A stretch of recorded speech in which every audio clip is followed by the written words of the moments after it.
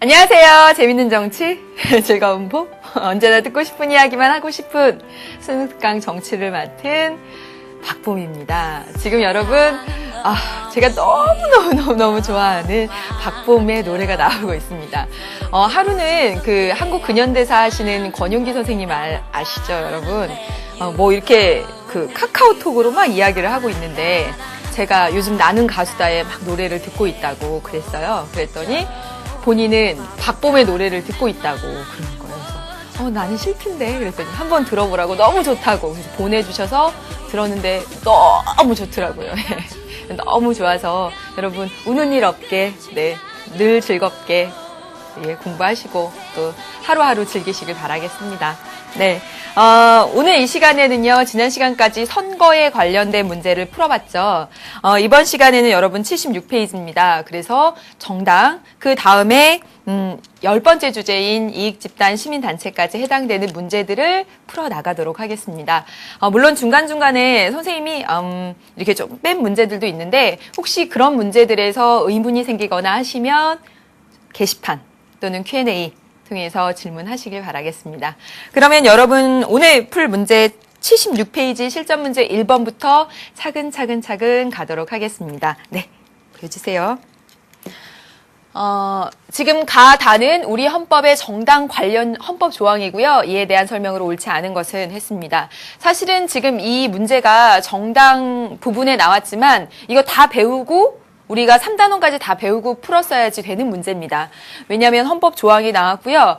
그리고 위헌정당 해산 제소권 이런 것까지 공부가 됐었어야지만 맞출 수 있는 문제이기 때문에 사실은 여기 9번째 주제를 공부를 하고 정당을 공부를 하고 풀었을 때 틀린 학생들이 있는 거 당연합니다. 그래서 3단원까지 다 공부하고 난 다음에 다시 한번 점검해 보신다면 충분히 맞출 수 있는 문제가 되고요. 해보겠습니다, 여러분. 가에 보면 정당 설립은 자유이며 복수 정당제가 보장된다라고 했습니다. 자유민주주의 국가이기 때문에 그렇고요. 그다음에 나에 보면 정당은 그 목적과 활동, 조직과 활동이 민주적이어야 하며 국민의 정치적 의사 형성에 참여하는 데 필요한 조직을 가져야 합니다. 그래서 정당 설립 요건에는요, 지역에 몇 5개 이상의 시도, 지구당을 이렇게 두어야 한다, 몇 명 이상의 그 당원이 있어야 한다라는 그런 조항들이 있습니다. 이런 것을 충족했을 때 정당 설립이 되는 것이죠. 그다음에 다에 보면 정당은 법률이 정하는 바에 의해 국가의 보호를 받으며 국가는 법률이 정하는 바에 의해 정당에 필요한 운영 자금을 보조받을 수 있다. 국가가 정당 운영에 필요한 자금을 보조해 줍니다. 그래서 국가에 의한 정당 운영 보조금이 그 선거가 끝나고 나면 어마어마하게 몇백억씩 막 이렇게 갔던 몇십억이었나요? 막 그런 이야기들도 했었습니다. 해볼게요. 1번 정당 설립은 자유이며 복수정당제는 보장한다라는 이 조항은 국민 주권의 원리를 실현하고자 한다. 그렇죠, 여러분. 국민이 정말 다양한 의견을 가지고 있고 그런 다양한 의견을 대변할 수 있는 다양한 형태의 정당들이 등장해야지만 국민이 스스로 통치한다, 국민이 주인이라는 원리를 실현할 수가 있겠죠. 그러니까 맞습니다. 그다음에 볼까요? 가에 따르면 정당 설립은 자유이기 때문에 정당은 강제적으로 해산할 수 없다라고 했는데 여러분 아니죠. 정당의 활동이 민주적 기본 질서에 어긋날 때 대통령이 위헌정당 해산 제소권, 정당 해산 제소권, 위헌정당이 아니라 정당 해산 심판을 청구할 수 있죠. 헌법재판소가 정당 해산 심판을 하게 되죠. 민주적 기본 질서에 어긋날 때. 그래서 정당은 강제적으로 해산될 수도 있습니다. 민주적 기본 질서에 어긋날 때는요. 그러니까 2번 틀렸습니다. 정답 2번 되겠네요. 그렇죠? 나머지 보겠습니다. 나의 구체적인 예로는 국민들이 참여하는 상향식 공천제도가 있다. 국민의 정치적 의사 형성을 참여하는 데 필요로 하는 조직. 국민이 정당 활동에 참여하는 것, 상향식 공천제도. 맞죠? 그다음에 보겠습니다, 여러분. 4번. 나는 정당이 일정수 이상의 당원을 가져야 하는 근거이다. 필요한 조직을 가져야 하고요. 일정수 이상의 당원을 가져야지만 정당 설립할 수 있다라고 했고 그것이 바로 정당 설립의 요건이 됩니다. 다음 볼까요? 5번. 다는 선거 비용의 일부를 지원하는 그렇죠. 선거 공영제와 관련이 있죠. 자금을 보조한다라고 했으니까요. 그래서 정답 2번 고르시면 되겠습니다. 여러분 지금 2번 문제의 빔 자료 화면이 없는데요. 선생님이 이렇게 보면서 할게요, 여러분. 76페이지를 보시면 지문을 한번 대략 보면 정당의 목적이 세 가지라고 나와 있습니다. 하나는 득표를 추구하는 것, 그리고 또 하나는 공직을 추구하는 것, 또 하나는 정책을 추구하는 것이라고 되어 있어요. 그런데 오늘날 정당들이 정책이나 이념보다는 어떻게 하면 표를 얻을까, 득표, 어떻게 하면 자리, 그런 공직을 얻을까, 그거에 관심이 있다라고 나와 있습니다. 어디? 두 번째 줄 가운데 득표나 공직을 추구하는 경향이 커지고 있다. 그런데 이럴 수밖에 없는 것이 왜 그러냐면 여러분 밑에서 두 번째 줄 보면 이유는 이렇게 되어 있죠.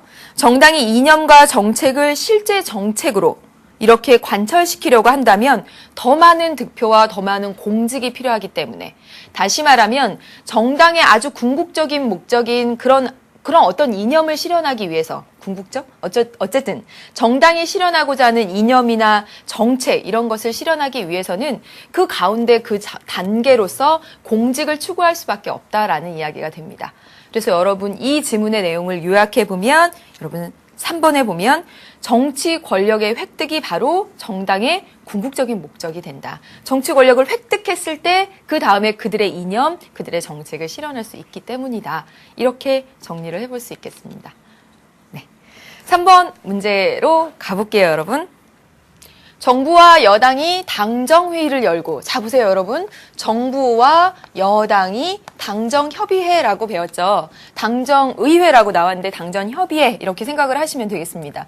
자, 여기서 여러분 한 가지 기억하셔야 될 게 정부와 여당 하면서 여당이라는 그 정당 중에서도 그 정권을 잡는 그 정치 권력을 잡는 그 대통령을 배출한 정당을 여당이라고 부르죠. 정치 권력을 잡은 정당을 여당이라고 부릅니다. 정당 중에서도 특히 여당은 굉장히 특별한 위치에 있는데 그런 역할을 담당하게 되는데 행정부를 구성하는 대통령을 배출함으로써 행정부하고도 밀접한 관계가 있으면서 동시에 국회의원들을 배출했기 때문에 의회에도 영향력을 행사할 수 있는 정부와 의회를 매개할 수 있는 그런 역할을 하죠. 그래서 실제로 정부는요, 여당의 관계자들과 만나서 주요 국정 현안에 대해서 주기적으로 토론하고 이야기하고 상의하고 이렇습니다. 그래서 여기 보시면 정부와 여당이 당정협의회를 열고 이 비정규직 사용기간을 연장하는 이 비정규직 개정안에 대해서 서로 막 이야기를 한 거예요. 여러분 비정규직이라고 하는 것은 1년 단위로 계약해서 그 계약직으로 일하는 사람들을 말합니다. 비정규직이라고 하는 것은 기존에는 그 비정규직 상태로 한 회사에서 2년 정도를 비정규직으로 있으면 정규직으로 전환하도록 되어 있었어요. 그런데 비정규직 사용기간을 연장한다라고 되어 있으니까 이제 3년째가 되고 그래도 정규직으로 전환을 안 해주게 되는 거죠. 누가 싫어할까요? 노동자들이 싫어하겠죠. 그렇죠? 그런데 이제 여러 가지 경제적인 필요를 이유로 해서 이제 여당하고 정부는 비정규직으로 사용하는 기간을 좀 늘리는 방향으로 해서 비정규직법 개정안을 내야 되겠다. 그리고 이것은 국회의원이 내기로 하자라고 합의를 했답니다. 그러한 가운데서 이제 여당이 정부와 그런 당정협의회를 통해서 국회의원이 이런 개정안을 내야지라고 합의한 가운데서 이 여당은 무슨 노총을 만났어요. 이 노동자 조합이고 이게 바로 이익 집단이죠. 그렇죠? 그들의 특수 이익, 노동자의 권리 이런 것을 보장하기 위해서 만든 집단. 이들과 정책 간담회를 열었는데 여당은 간담회에 대해서 뭐라고 얘기했냐면 최근 논의되고 있는 비정규직법의 개정 방향 등 주요 노동 현황과 경제 위기 극복을 위해서 이 노동계의 의견을 한번 들어보고 바람직한 정책 방향을 찾고자 마련했다. 대화와 토론이 막 오가는 거죠. 근데 한편 이 노동조합은 뭐라고 얘기했냐면 정규직과 비정규직, 노동자와 사용자 간의 갈등을 부추기고 경제적 약자인 비정규직과 저임금 노동자들에게 희생과 고통을 넘기는 이런 비정규직법 사용기간 연장을 절대로 용인하지 않겠다. 강력하게 나오고 있습니다. 그러면서 이 노동조합이 정부의 일방적인 비정규직법 개정안을 대표해서 발의, 제출하는 의원에 대해서는 그 의원에 대해서 낙선 운동을 전개하겠다라고 경고를 했습니다. 지금 이 지문 속에 등장한 비국가단체가 아닌 비국가단체로서 정책 결정 활동에 영향력을 행사하는 그런 집단이 정당과 이익집단이 이렇게 나와 있습니다. 그러면 하나하나 문제 풀어보도록 하죠. 1번에 보시면 여당은 당정협의회, 당정회의를 통해서 의회와 행정부를 매개하고 있습니다. 가장 큰 특징이죠. 그렇죠? 정당의 역할 중에 의회와 행정부를 매개하는 그런 역할을 한다고 했고 그것은 특히 여당의 특징입니다. 그래서 알아두셔야 되겠고 맞습니다. 그다음에 우리나라에서는 의원들도 법률안 개정안 발의권을 가지고 있다. 네, 의원들 가지고 있습니다. 네, 그래서 여기 국회의원이 입법 형태로 처리하기로 했다라고 되어 있죠. 그리고 이 국회의원이 대표해서 발의하는 의원에 대해서는 이렇게 나와 있는 것으로 봐서 맞네요. 그 다음에 볼까요? 그렇죠. 이 노총이라고 하는 이 집단은 특수한 이익을 실현하기 위해 압력을 행사하고 있죠. 절대로 용인하지 않겠다. 낙선 운동을 전개할 것이다. 이렇게 하고 있습니다. 맞죠? 이 노동조합은요, 의원들의 행위에 대해서 정치적 책임을 물어야 한다고 보고 있죠. 정치적 책임이라는 게 뭐였죠? 국회의원들, 정치가들이 어떤 발언이나 또는 어떤 행동에 대해서 사퇴하거나 계속 가는 것으로 계속 그 자리를 유지하거나 사퇴시키는 것으로 책임을 묻는 것. 그것을 바로 정치적 책임이라고 했고 맨 마지막에 보면 그 의원을 그 행동에 대해서 책임을 물어서 그 자리에서 내쫓겠다. 이렇게 얘기를 했으니까 정치적 책임을 물어야 한다고 보고 있다. 맞죠? 그다음에 볼까요? 정책 간담회는요, 여러분, 정책 간담회는 지금 여당과 이익집단이 만나서 이야기하고 있는 겁니다. 이 정책 간담회가 정책 결정 기구다? 아니지. 항상 강조하는 게 뭐냐면 정책 결정 과정에서 정책을 결정하는 건 공식적인 국가기관이 담당한다라고 했습니다. 절대로 정당은 공식적 국가기관 아니고 비공식적 국가기관이다. 예, 정당 설립의 자유, 선생님도 몇 명 막 이렇게 조직을 모아서 선생님도 정당을 설립할 수 있습니다. 선생님이 설립한 정당 국가기관 아니고요. 국가기관 아니라고 한다면 정책 결정을 담당하는 건 아니죠. 많은 비공식적 기관들이 영향력을 행사하는 것이지 정책 결정 기구다라고 이야기하면 틀렸습니다. 그래서 5번이 아니네요. 그렇죠? 네, 됐습니다. 다음 문제 볼까요? 수능 실전 문제 4번입니다, 여러분. 교재 77페이지입니다. 네, 볼게요. 그림은 갑국의 총선거의 시기 결과고요. 지금 1980년대에만 나타날 수 있었던 상황을 추론하라라고 되어 있습니다. 그리고 지금 보시면 정부 형태는 의원 내각제다 이렇게 되어 있네요. 보겠습니다, 여러분. 1980년대가 여기고요. 네. 면 과반수를 차지한 정당이 없는 것 같아요. 그쵸? 네. 지금 A당, B당, C당 했는데, 그쵸? 그래서 여러 정당이 같이 이렇게 있습니다. 그럼 볼게요. 1번. 사실 이렇게 하려면 이게 이렇게 한 과반수 될 것 같아요. 그림을 조금 더 이렇게 여기 폭을 좀 작게 했었어야지. 이거 여기에 한번 교재에도 볼까요? 아, 예, 그러네요. 네. 지금 보시면요. 여러분 이거 말고 여러분 교재로 생각하셔야 됩니다. 여기 보시면 이 지금 C당이요. C당이 한 이 정도 와야 돼요. 예, 이 정도. C당이. 그러지 않으면 지금 여기 B당이 거의 과반수 넘는 것 같죠. 그렇죠? 50% 넘는 점유율 같죠. 지금 80년대에 대한 그림은 여러분 교재 77페이지 보시면 A당이 과반 안 되고 역시 B당도 그렇고 C당도 그렇고 그래서 경쟁할 수 있는 3개 이상의 정당. 다시 말하면 C당이 B당하고 붙느냐, 예? 합치느냐 아니면 C당이 A당하고 연립하느냐에 따라서 정치 권력의 향방이 달라지는 그런 상황입니다. 네, 여러 정당이 과반수 이상의 정당이 없는 상황이라고 볼 수가 있죠. 네, 이렇게 돼야 될 것 같습니다. 그럼 보겠습니다. 1번. 의회 내에서 다수당의 횡포가 심할 것이다. 다수당의 횡포 나타날 수가 없죠. 그렇죠? 예, 비슷비슷한 여러 개의 정당이 있습니다. 아니고요. 행정부가 강력하게 정책을 수행하기가 어렵죠. 그렇죠? 단독 정권이 수립된 것이 아니라 연립해서 정권이 수립되었을 테니까. 3번. 여당과 행정부 간의 갈등이 심화되었을 것이다. 자, 보시면요. 여러분, 여당은 정치 권력을 창출한 정당입니다. 여당이 나아졌어요, 행정부를. 예. 근데 정치 권력, 이 갈등이 심하다. 아무래도 단독 정권보다는 갈등이 나타날 수도 있지만, 기본적으로 여당은 행정부를 구성한 정당이기 때문에 여당과 행정부 간의 갈등이 심하다라고 이렇게 표현하기에는 좀 무리가 있습니다. 네. 4번. 행정부에 대한 입법부 우위 현상이 나타났을 것이다. 여러분, 의원 내각제 정부 형태의 이건 특징이에요. 의원 내각제는 국회의원이 내각을 구성하는 거. 의회에서 행정부를 구성하죠. 의회가 행정부를 뽕하고 나아줬어요. 그러니까 입법부 우위. 이거는 의원 내각제에서 보통 나타나는 그런 특징입니다. 그러니까 아니고요. 정답은 5번이 되겠네요. 보세요. 정당 간의 정책 연합으로. 그렇죠.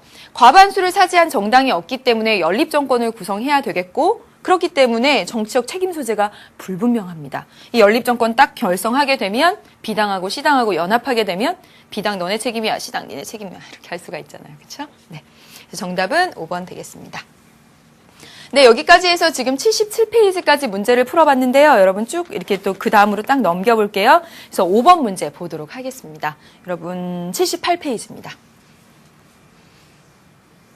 자, 보세요. 이 문제를 가지고 많이 헷갈리셨나요? 네, 혹시 속진 않았나 싶은데 표는 각국 국민들을 대상으로 여론조사를 한 결과고요. 이에 대한 옳은 분석입니다. 정부 형태 이제 각국 국민들을 대상으로 여론조사를 했더니 대통령제가 좋아하는 게 80%고 의원 내각제 좋아 20%입니다. 다시 말하면 전체 국민이 100명이라고 치면 80명은 대통령제 좋다고 하는 거고 20명은 의원 내각제 좋다고 하는 거죠. 네. 그 상황에서 대통령제 좋다고 한 사람 중에서 국회의원 선거제도는 소선거구제가 좋아 하는 것은 60%, 중대 선거구제가 좋아 하는 것은 40%입니다. 자, 보세요. 80명 중에 60%가 소선거구제 좋다고 하는 겁니다. 80명 중에 60%. 8, 6에 48명. 예. 가령 100명이라고 쳤을 때. 중대선거구제는 8, 4, 32명. 네, 맞죠? 이렇게. 20명이 좋다고 한 거고, 20명 중에 60%. 6이 12, 12명이 40%, 8명이 좋다고 하는 거죠. 아주 이제 문제를 쉽게 풀게 하기 위해서 이렇게 썼습니다.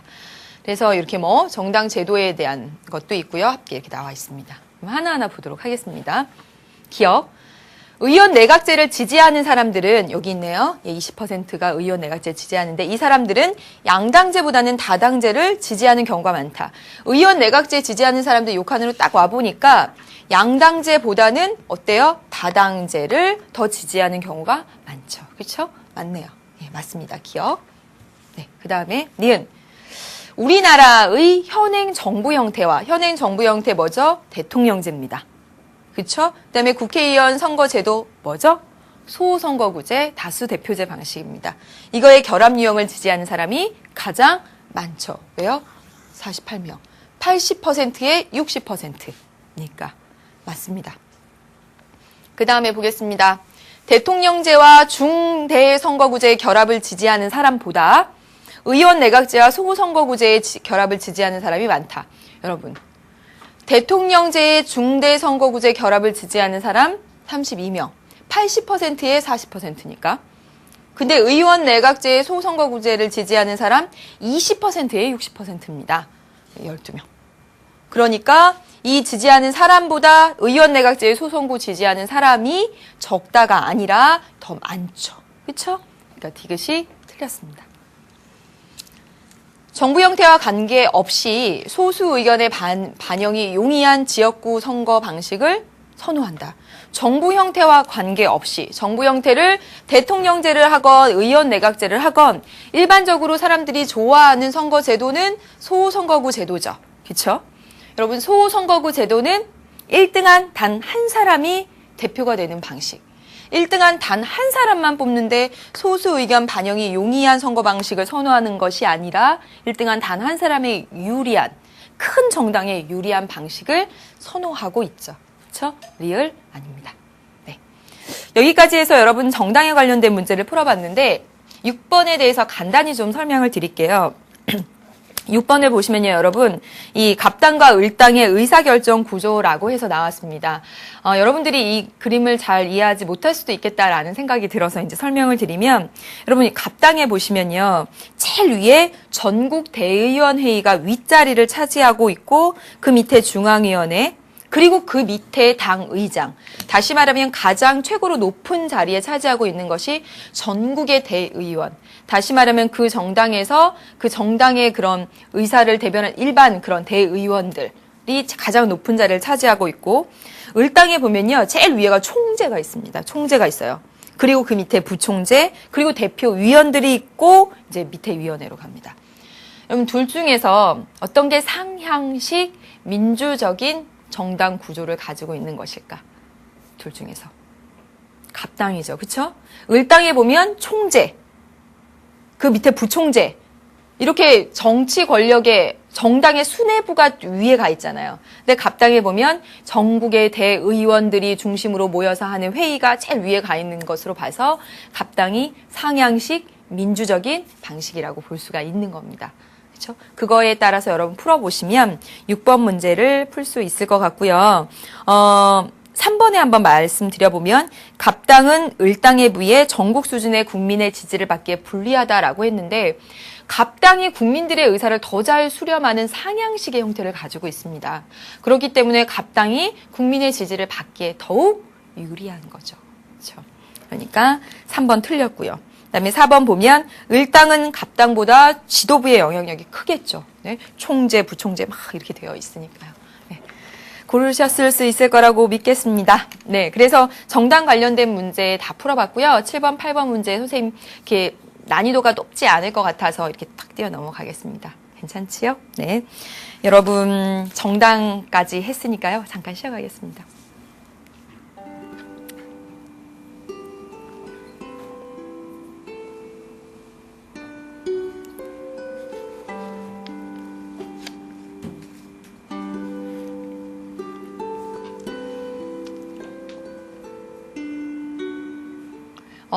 사실은 이 원고를 쓸 때만 해도 1박 2일에 나와서 알게 된 노래였는데 최근에는 나는 가수다에서 박정현 씨가 불러서 더 유명해진 노래이기도 했죠. 근데 어쩌면 세월이 지나도 이렇게 명곡인지 모르겠어요. 특히 선생님이 아까 쓴 부분에 그대 그늘에서 지친 마음 아물게 해. 소중한 건 옆에 있다고. 소중한 건 옆에 있죠. 그쵸?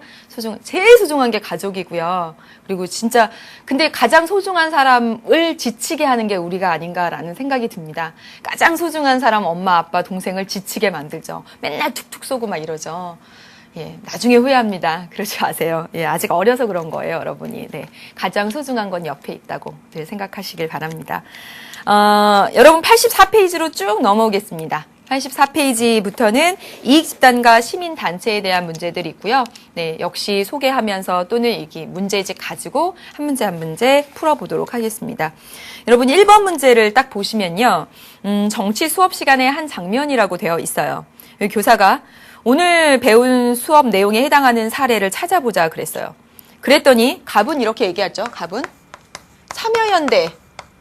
참여연대의 설립부터 지금까지의 그런 내용에 대해서 선생님 저는 조사를 할게요. 활동을요. 그랬어요. 근데 을은 뭐라고 얘기를 하냐면 을은 무상급식에 대한 A당과 B당의 입장, A당과 B당의 입장을 보겠다. 이렇게 얘기를 했습니다. 네. 그다음에 병 볼게요. 병 보면 전국 노동자 단체 그리고 전국 노동조합과 전국 경제인 연합. 여러분 전국 노동조합과 전국 경제인 연합 둘 다 뭐죠? 이익집단이죠. 그렇죠? 이익집단. 집단의 활동을 보겠대요. 네. 그랬더니 정은 이렇게 얘기하네요. 정이 18대 국회에 비해서 19대 국회의 정부의 법률안 발의 건수 이렇게 이야기를 했습니다. 정은 지금 무슨 얘기했냐면 정부 법률안. 자 보세요. 지금 이 참여연대 A당, B당, 이익집단 여기 이렇게 하는 것. 여기 참여연대 시민단체지요? 예. 이렇게 우리가 대표적으로 배운 뭐냐면 비공식적 정책결정자입니다.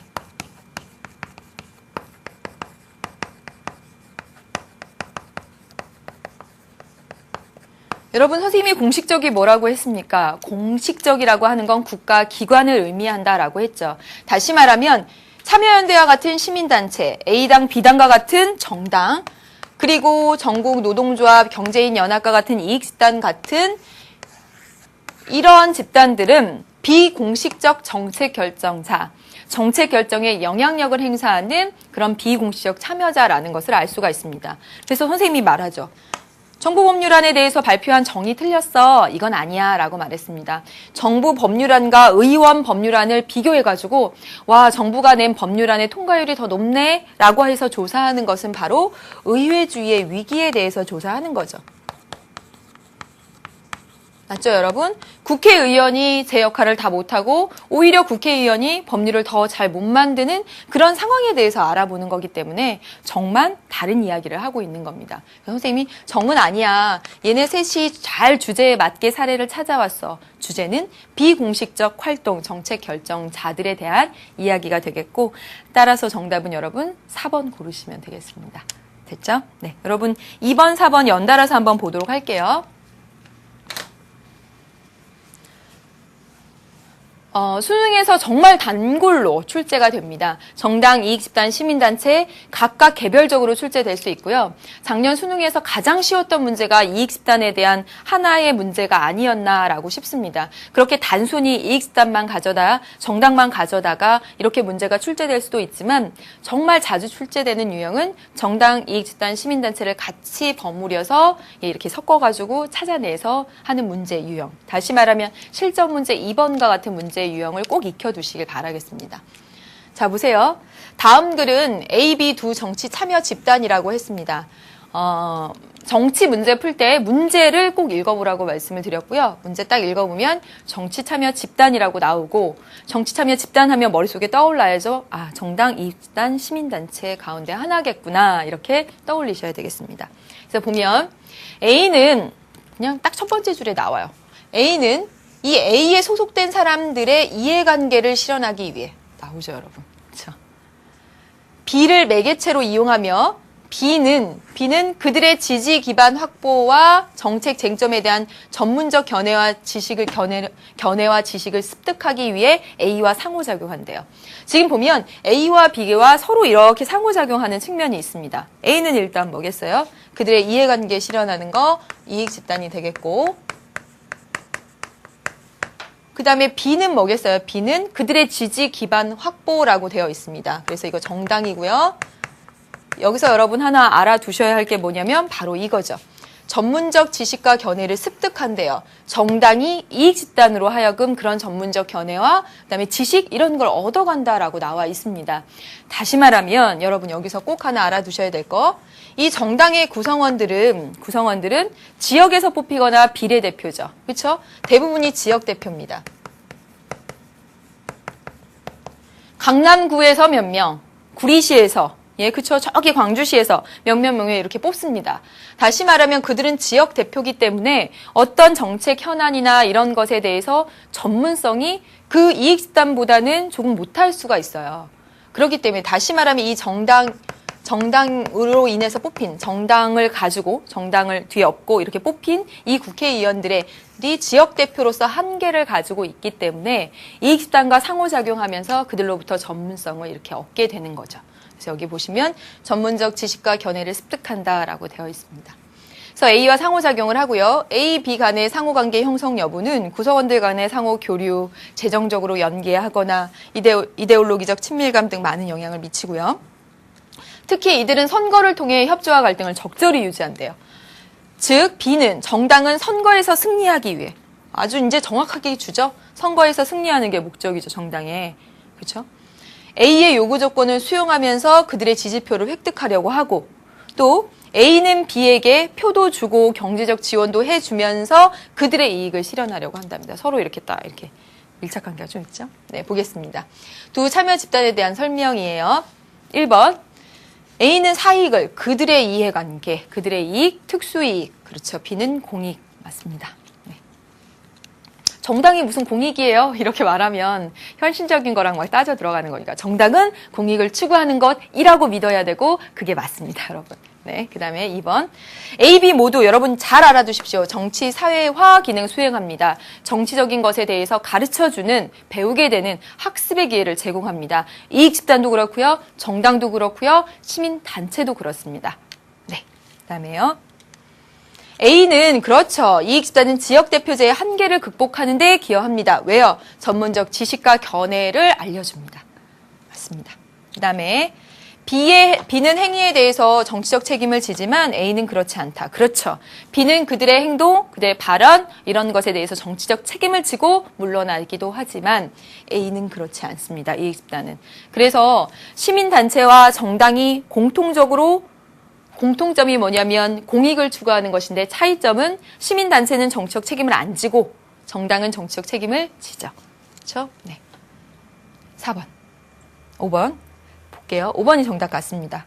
정책 결정 과정에서 A는 투입 기능을, 저 요구 막 이런 거, B는 산출 기능을 담당한다. 여러분, 이 산출 기능은 공식적 국가기관, 공식적 정책 결정자, 공식적 기관에서 담당하죠. 다시 말하면 어디? 국가기관이고요. 정말 여러 번 모의고사에도 출제됐던 것이 뭐냐면 정당은 국가기관이 아니다. 공식적 기관이 아니다. 정책 결정자가 아니다. 정책 결정에 영향력을 행사하는 거죠. 꼭 알아두셔야 되는 겁니다. 그래서 이거 아니죠. 산출기는 아닙니다. 정답은 여러분 5번 되겠습니다. 네, 그렇죠. 다음 문제 보겠습니다. 3번. 다음 주장에 대한 반론으로 적절하지 않은 것은 그랬습니다. 볼게요. 오늘날 이익집단의 규모가 거대해지고 그들의 지나친 집단 이익의 추구 행위로 인해서 사회적 갈등, 혼란 빈도가 점점 증가하고 있다. 이 집단의 이게 역기능이죠. 그렇죠? 갈등이 너무 심해지고 정책 결정하는데 좀 늦춰지고 혼란도 커지고 그러죠. 특히 희소한 가치를 둘러싼 이익집단 간의 경쟁적인 집단 행위와 정부 혹은 국회에 대한 압력 행사로 인해 정책 결정이 지연되는 이런 문제들. 예, 그렇죠. 자주 제기하는 거. 그리고 국민의 보편적인 이익보다는 집단, 그들의 이익 실현을 내용으로 하는 정책이 빈번하게 나타나고 있다. 공익 추구를 저해하는 거. 이게 가장 대표적인 이익집단 활동의 한계점들입니다. 또한 금력이라고 하는 거 돈의 힘을 매개로 정치권과 야합함으로써 정치적 부패 가지고 오는 것. 지금 이 지문 통해서 여러분 이익집단의 활동의 한계점 알 수가 있죠. 따라서 이익집단 활동을 제도적으로 제한하는 것에 대한 논의가 필요하다 그랬습니다. 여러분, 이익집단의 활동을 제도적으로 제한하재요. 지금 여기서는 이익집단이 이러한 나쁜 점들이 많으니까, 한계점이 많으니까 제한하자라고 되어 있습니다. 제한하자라는 이 주장에 대한 반론이에요. 반론이라고 한다면 이익집단이 얼마나 좋은데 순기능을 찾아보자는 거죠. 그렇죠? 여기서 이익집단 너무 안 좋으니까 제도적으로 제한하자라는 주장에 대한 반론이니까 이익집단의 순기능을 지적하고 있어야 되고 순기능을 잘못한 것을 찾아보는 거예요. 몇 번 꼬아졌습니다. 되셨죠? 해볼게요. 1번. 이익집단은 국민들의 다양한 이해관계를 정치 과정에 반영하죠. 나 혼자라면 못해요. 나 혼자라면. 그런데 이익집단이 돼서 주유소 협회, 그렇죠? 낙농협회 이렇게 되니까 정책 결정 과정에 영향력을 행사할 수 있고 목소리를 낼 수 있는 겁니다. 맞죠? 이런 순기능이 있어. 우리의 이익을 실현할 수 있잖아. 네. 2번. 네. 2번 넘겨주세요. 네. 이익집단은 참여형의 정치문화를 형성하는데 그렇죠. 역할을 담당하고 있는 거죠. 그렇죠? 참여형의 정치문화, 내가 주인이고 내가 투입하고 내가 주체라는 생각을 갖게 해줍니다. 네, 순기능 맞네요. 그다음에 3번. 이익집단은 여론 통합 기능을 통해 의회주의의 위기를 극복하는 데 기여한다. 자, 보세요. 이익집단이 여론 통합 기능을 할까요? 전체 여론을 하나로 합치는 기능을 할까? 이익집단은 그들의 특수 이익 실현에 관심이 있습니다. 그래서 그 이익집단은 그렇기 때문에 오히려 그들 간에 대립해서 정책 결정에 지연을 가져오고 공익보다는 사익 쪽을 추구해서 공익을 저해하고 이런 말썽들을 가지고 오고 있는데 이익집단이 여론 통합을 해. 그건 아니죠. 그렇죠? 그래서 3번이 틀렸습니다. 네. 4번. 이 집단은 정부의 정책 결정 및 집행에 대한 비판, 통제, 감시 기능을 수행하죠. 그렇죠? 정치 권력에 대한 감시 기능을 하잖아. 맞습니다. 그다음에 5번. 이익집단은 국회의원이나 행정관료에게 그렇죠. 전문적인 지식과 정보를 제공해서 지역대표제의 한계를 극복할 수 있게 해준다라는 것 알아두셔야 되겠습니다. 네, 됐죠? 그래서 여러분 여기까지 해서 3번 지금 풀었습니다. 여러분 4번은 지문 여러분 잘 읽어보시면 될 것 같고요. 5번, 6번 이렇게 차례대로 한번 보도록 하겠습니다. 네. 페이지 86페이지예요. 네. 오늘날 국제사회는 여러분 자 보세요. 국제사회라고 되어 있습니다. 네, 그러니까 A는 뭔지 찾아보세요. 여기가 국제사회라고 되어 있고 우리 4단원 국제정치 파트까지 다 배웠으니까 아마 잘 찾아낼 수 있을 거라고 생각이 드는데 A는 시민들의 주체적인 참가와 자발적인 지원에 기초해서 지구 시민사회 형성과 발전을 도모하는 단체로 정의할 수 있다 그랬습니다. 여러분 국제사회 행위 주체를 한번 생각해 볼까요? 국제사회 행위 주체, 아주 대표적인 행위 주체로 국제사회 행위 주체,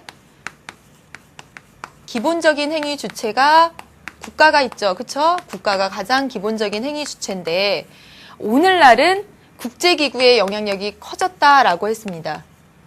그런데 이 국제기구에는 국가만이 가입할 수 있는 정부 간 국제기구가 있는가 하면 국가가 아닌 개인이나 시민단체들이 가입할 수 있는 비정부 간 국제기구가 있죠.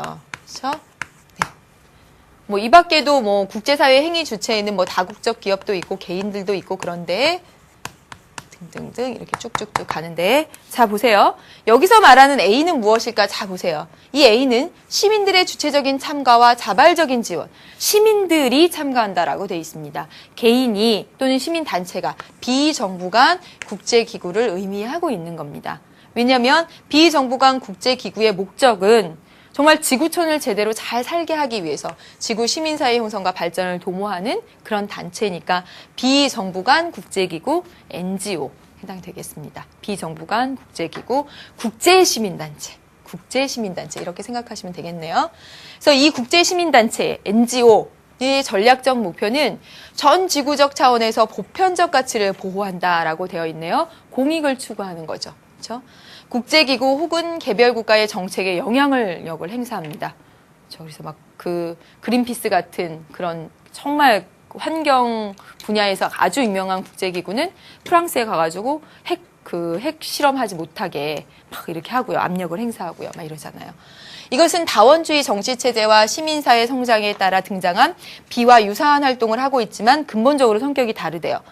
B는 뭐냐면 B는 오직 구성원의 이익과 복지에만 관심을 둔다라고 되어 있습니다. 구성원의 이해관계와 이익에만 관심을 두는 B가 바로 이익집단이 되는 거죠. 그렇죠? 네. A는 구성원이 아닌 보편적인 이익을, 국제시민단체는요. 그렇죠?